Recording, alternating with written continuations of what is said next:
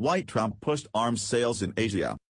By pushing Japan and South Korea to protect themselves from North Korea by buying billions of dollars of American military equipment, President Trump has signaled his intention to further fuel the escalating arms race in Asia and profit from it. On a broader scale, Trump plans to lift restrictions on U.S. arms exports through an executive order before year-end, a move that could intensify existing conflicts and spark new ones worldwide.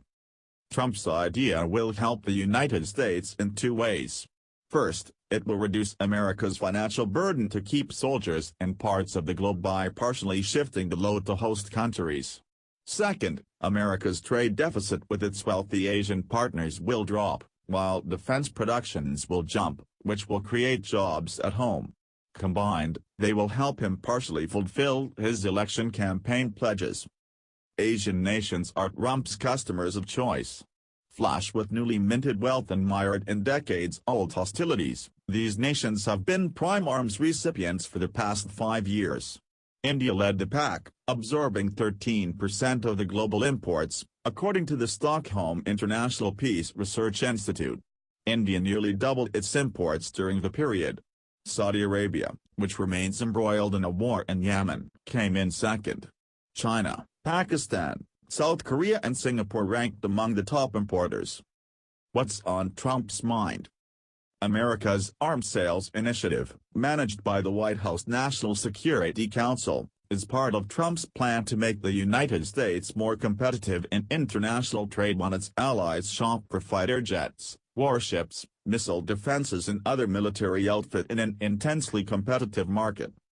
Trump told a news conference in Tokyo last week that he expected Japan to buy massive amounts of U.S. arms, while stressing his concern about America's trade deficit with the world's third-largest economy.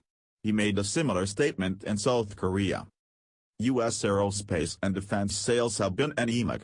In 2016, the industry generated $872.1 billion in sales, down $5.7 billion from year earlier, but a whopping $10 billion from a 5-year high in 2012, according to the Aerospace Industries Association, a U.S. trade group. The industry lost more than 14,000 jobs in 2016.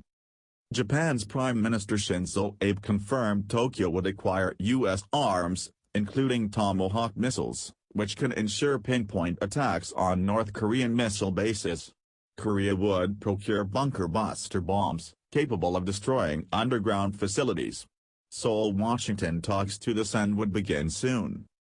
Abe wants to buy American to please his closest foreign friend with an eye toward the future. He cares about being diplomatically and strategically correct because of the China factor. When Abe touted U.S.-Japan alliance at the start of Trump's visit, he had on his mind not only North Korea, but also China. The two leaders agreed to work together to create a free and open Indo-Pacific region, a key diplomatic goal of Tokyo to promote an international maritime order, a move widely seen as an attempt to counter China's stepped-up military activity in the South China Sea. Japanese, South Koreans nervous. Abe's public display of cordiality toward Trump, however, masked the hidden uneasiness in Japan about the U.S. president. A recent survey by the Japan Times found 43.7% of the respondents viewed Abe Trump amity as bad for Japan and nearly 63% did not expect much from Trump's visit. South Koreans are equally nervous. Only 17% of them are confident that Trump would do the right thing regarding world affairs, according to Pew Research. Still, China's expansion of its military capabilities is leading neighboring countries such as India, Vietnam, and Japan, which have long-standing territorial or maritime disputes with the communist nation, to significantly upgrade their military forces. Military spending in Southeast Asia, meanwhile, jumped by more than 5% yearly on average between 2006 and 2015. Vietnam, Indonesia and Cambodia more than doubled their spending. Thailand and the Philippines saw sharp increases as well. The trend suggests that the relative stability that has existed since the China-Vietnam War in 1979 may be coming to an end.